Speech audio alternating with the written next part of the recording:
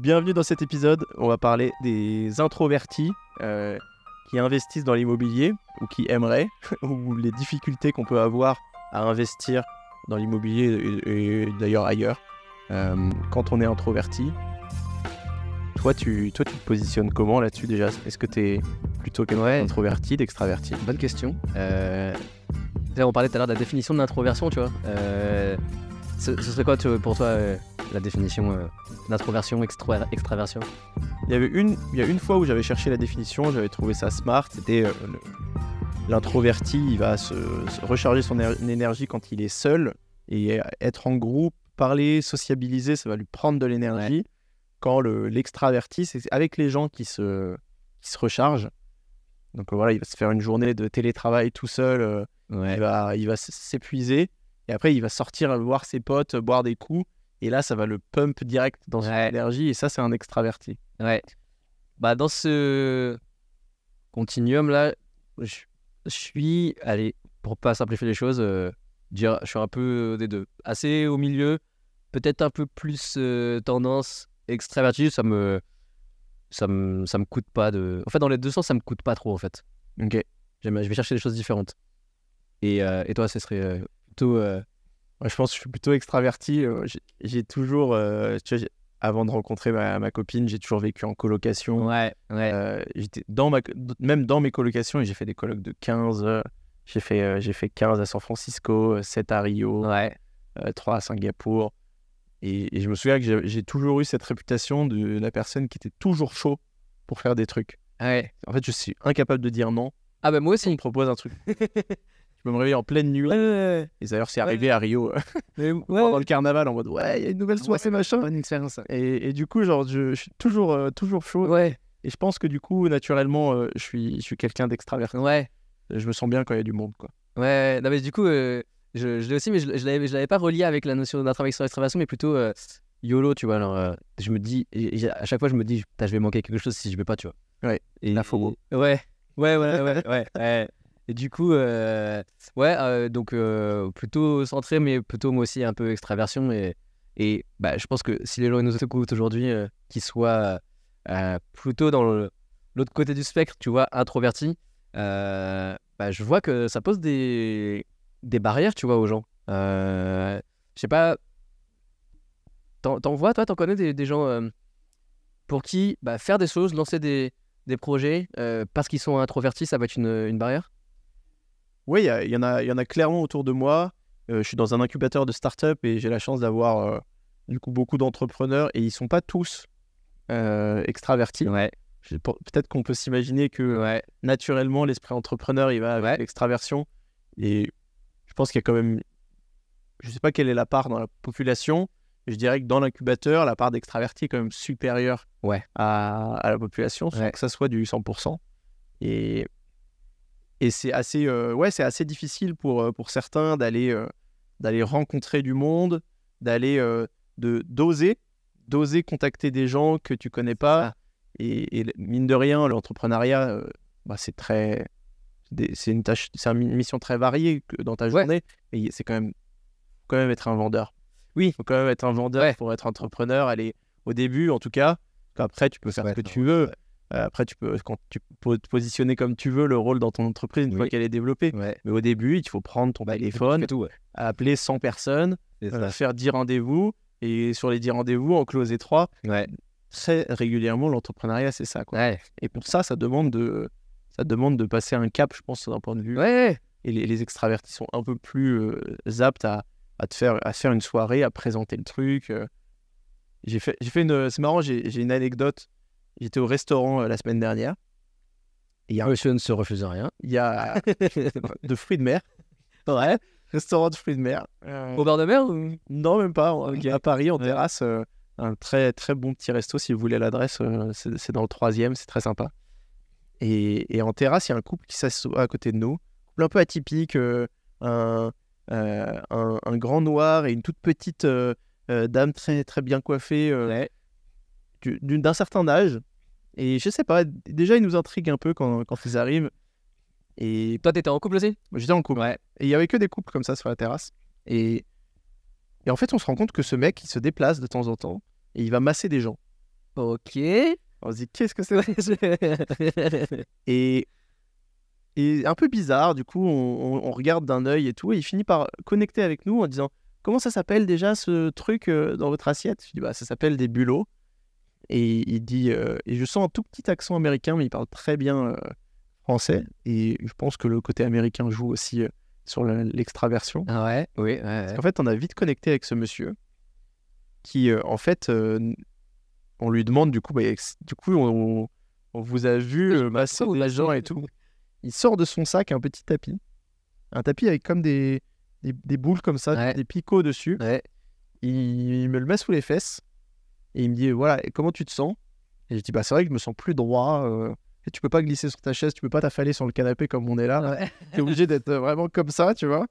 Et il dit, bah voilà, en fait, moi je suis en train de développer ce tapis pour le dos. Ouais, ouais. Et ça te permet Posture des gens, d'être mieux en posture. Et ça sert aussi, vu qu'il y a des picots dessus, ça sert à faire des massages aussi. Ouais. Et ce gars-là, dans la soirée, je mens pas, j'abuse même pas, il a dû faire tester son tapis à entre 15 et 20 personnes. Ah ouais. Il a connecté avec tout le monde. Au restaurant. Au restaurant, Ouais, d'une petite terrasse et d'un resto plutôt... En plus, c'est pas un resto où les gens ils boivent. Ouais. Et on a fini par connecter avec la table d'à côté aussi. Et on a fait une soirée de 4 heures à 6 avec le couple, nous deux, les deux personnes d'à côté, une reporter de guerre et une kiné qui va finir par vendre le tapis du gars dans son machin. C'était hallucinant. Ah ouais, et bref, ça c'est pour la force de l'extraversion pour lancer des projets, tu vois. Ce gars-là, si à chaque fois qu'il va au resto, exemple tellement ouf, il présente son tapis à 15 personnes, et vraiment en plus il te le fait tester, quoi. C'est assez fort, quoi. Ouais, mais du coup, tu vois, les gens tu sais, qui peuvent nous écouter, ils disent, ouais, bah du coup, ok, moi je pourrais jamais faire ça de ma vie, tu vois. Ouais. Donc, comment je fais, tu vois? Surtout que dans l'immobilier, tu vois, que tu parlais d'entrepreneuriat, tu dois vendre et tout.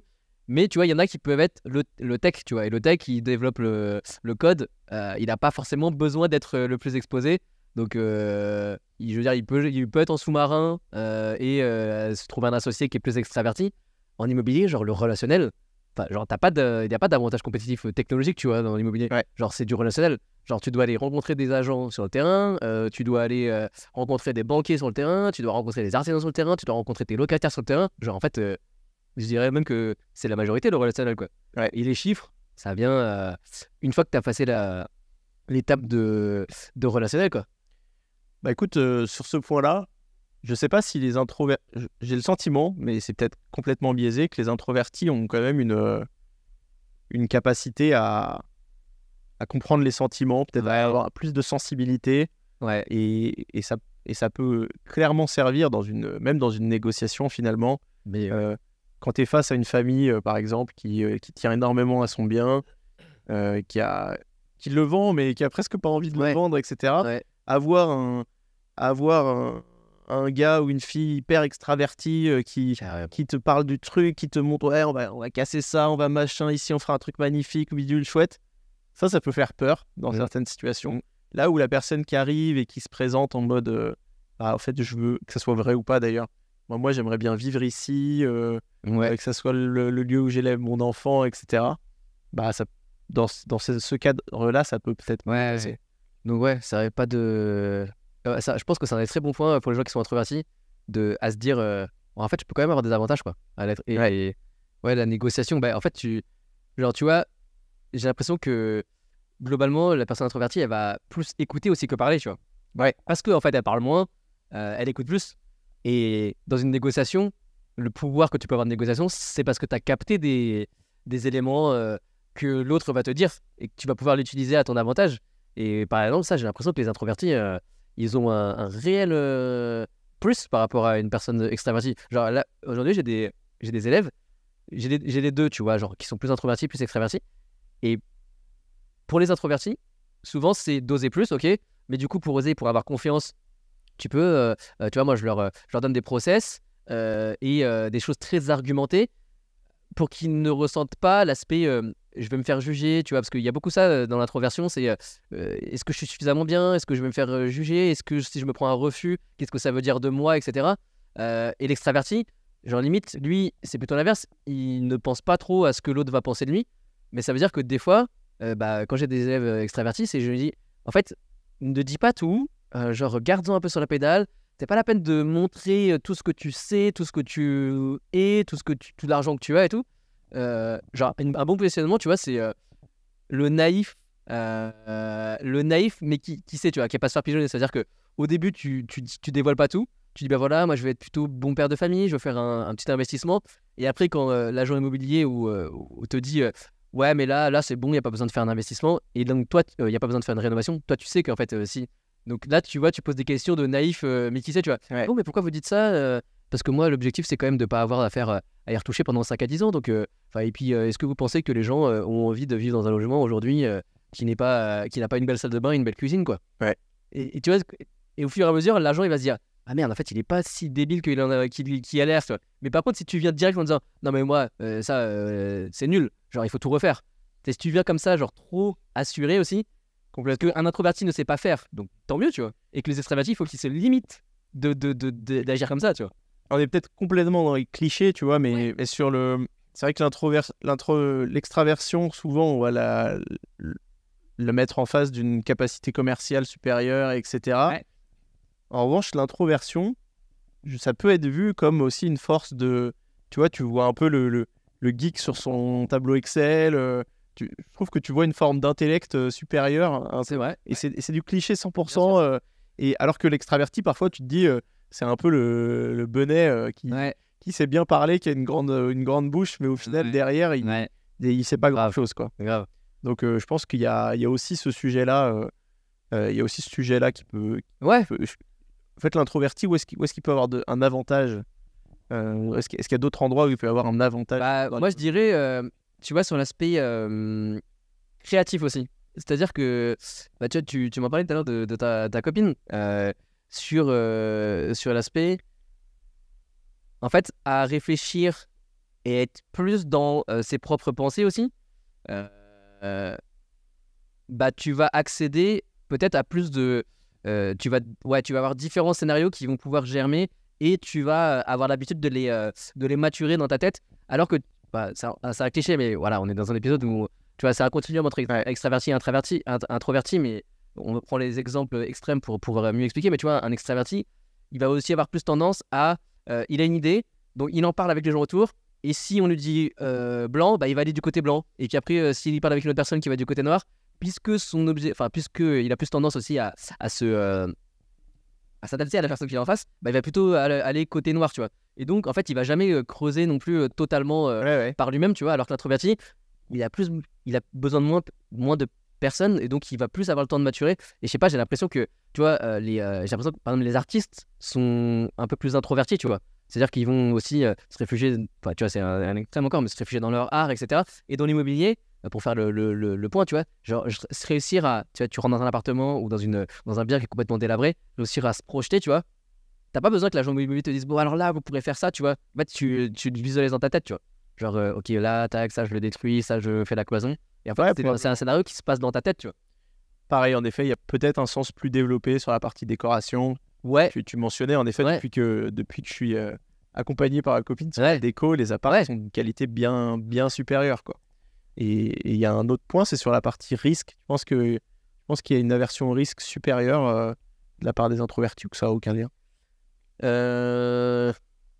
Bon, réponse courte, non, je dirais non.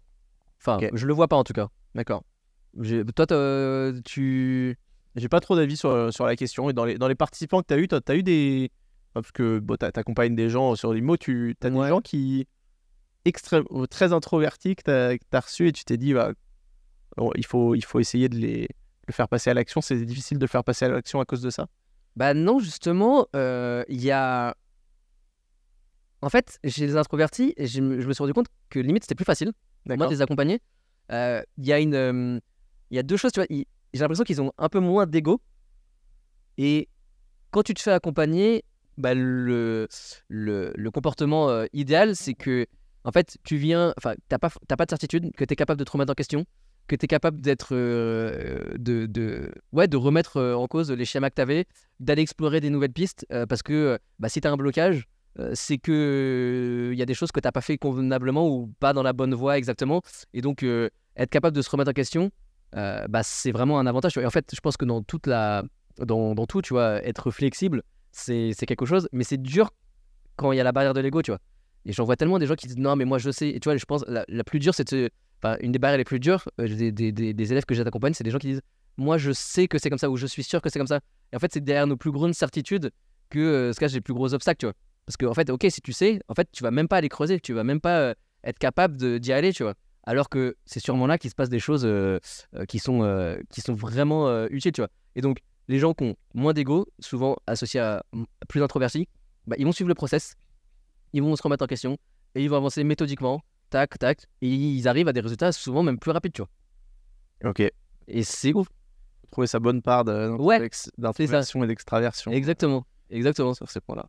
Donc, voilà, je dirais que pour les introvertis, le fait qu'ils écoutent plus d'empathie, donc ils arrivent mieux à être dans une relation gagnant-gagnant, tu vois. Pas écraser l'autre ou pas être dominant, que ce soit par la parole ou par le volume que tu prends dans une pièce, quoi. Qui sont plus créatifs et qui ont moins d'ego et plus de patience aussi, tu vois. Et genre, c'est des critères qui sont hyper utiles dans l'immobilier. Enfin, en tout cas, de ce que j'ai repéré, quoi. Trop bien. Pour finir là-dessus, souvent on se cherche un livre. Ouais. Et il y en a un qui me vient là comme ça, que j'ai acheté, pas encore lu. Ouais. Ça s'appelle L'art subtil de s'en foutre. Ouais. De Subtle Art of Not Giving a Shit. Ouais. Je me souviens plus du nom anglais. Et toi, tu l'as lu ou pas? Je l'ai parcouru. Ouais. Et pour le coup, je pense qu'il y a quand même ce truc, c'est quand même lié, cette notion de... t'as peur d'être jugé, t'as peut-être un peu plus peur de louper, de faire quelque chose de mal, d'être mal vu par ton entourage, etc. Et je le ressens chez les personnes plus introverties, qui ont du mal à engager du temps dans un projet sans être sûr que ça va arriver à la fin, etc. Alors qu'en fait, si tu t'en fiches et que tu y vas quand même, tu vois, tu fonces, t'es plus fonceur, quoi, et tu fonces sans être sûr, t'augmentes tes chances de réussir un projet ambitieux à un moment ou un autre, quoi. Ouais. Donc voilà, bon livre si vous vous sentez, si vous sentez que vous prêtez trop d'attention à ce qui se passe autour de vous, aux avis des autres, etc. On regarde. Ouais. On m'a conseillé ce livre en tout cas. Ouais, non, super. Enfin, je pense que c'est un super point. Et du coup, que vous soyez, je pense que si vous écoutez trop introverti, ou même je dirais dans l'autre extrême trop extraverti, essayez de trouver quelqu'un qui va pouvoir contrebalancer. Tu vois, t'as trouvé ta conjointe. Je pense que ça aide. Et que ce soit quelqu'un dans votre entourage, si spécifiquement l'immobilier, ça peut être de rencontrer d'autres investisseurs. Ou tu vois, moi je sais que les gens viennent à moi parce que ils n'ont pas dans leur entourage et du coup ils cherchent quelqu'un qui est déjà passé et qui va pouvoir contrebalancer soit leur introversion ou soit leur extraversion. Ceux qui sont extravertis ils vont pas le dire que c'est pour ça, mais quand je creuse il y a ça. Ouais, ok, t'as raison, dis-moi quand je vais trop vite ou quand je parais trop sûr de moi, tu vois. Okay.